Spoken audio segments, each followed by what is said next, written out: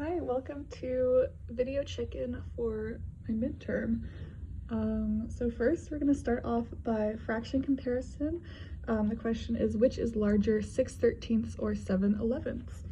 And so one way that we can compare fraction sizes is using something called benchmark comparison. This is when we draw out the little fraction bars and we can compare the size of the bars together. So here you can see we have 6/13 drawn out.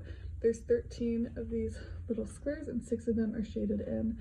And when we're doing benchmark comparisons, we have to keep in mind that the whole needs to be the same size. So you can see that both of these are the same size. You can see that 6 are shaded in, so that's a numerator, and then out of 13, so 13 is our denominator here. And then right below it, the same size as this, we have our 11ths that are shown here, and you can see 7 of them are filled in out of 11, so 7 is our numerator and 11 is the denominator. And we can also see that 7/11 is larger than 6/13. One thing that we have to keep in mind is that benchmark comparison is not always accurate, especially when you are drawing it by hand. So another way to think about it could be that we have a fewer number of smaller pieces. 1/13 is smaller, it's a smaller piece than 1/11.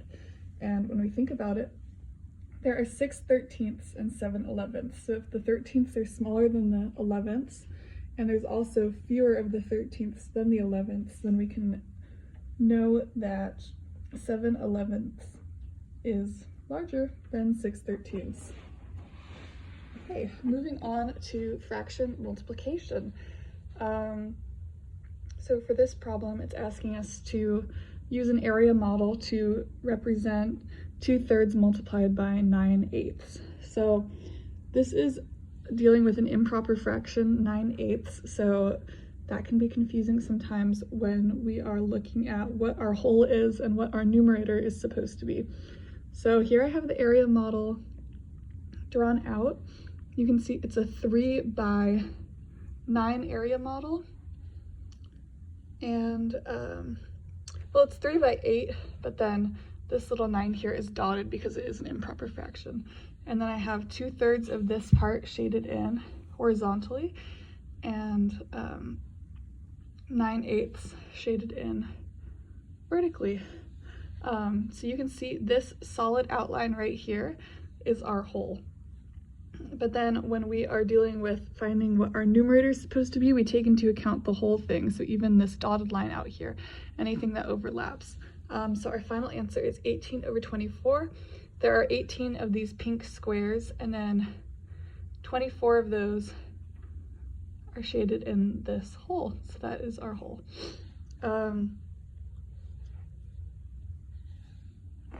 Yeah, and then the standard multiplication algorithm for fractions is just to multiply across. So this is 2/3 times 9/8, so we would multiply 2 times 9, which is 18, and 3 times 8, which is 24, and you can see that that matches our answer right up here.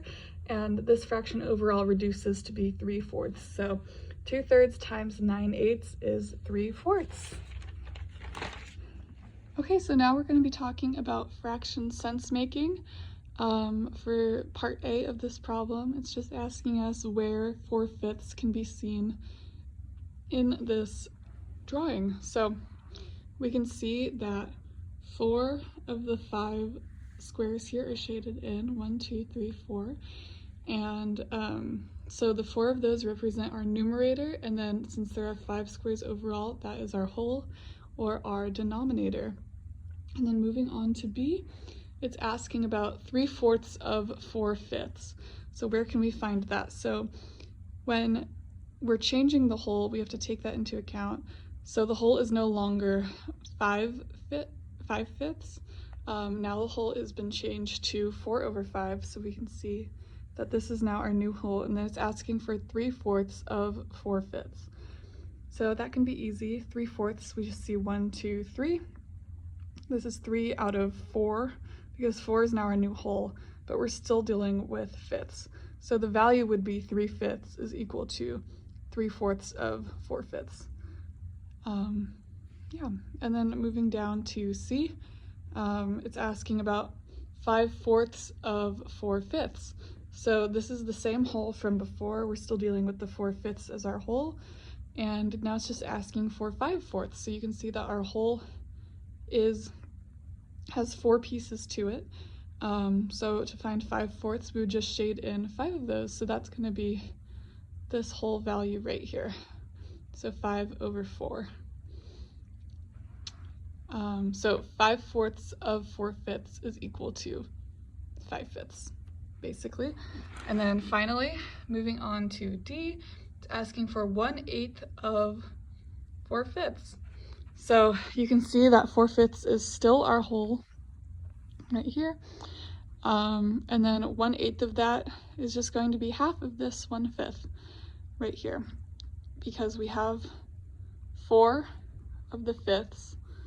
So 4/5 is our whole, so 1, 2, 3, 4. And then 1/8 of that, it's just going to be half of it right there. So that's our numerator, and then this is our whole. Okay, and then for the self-assessment, I think I'm very confident in my solutions.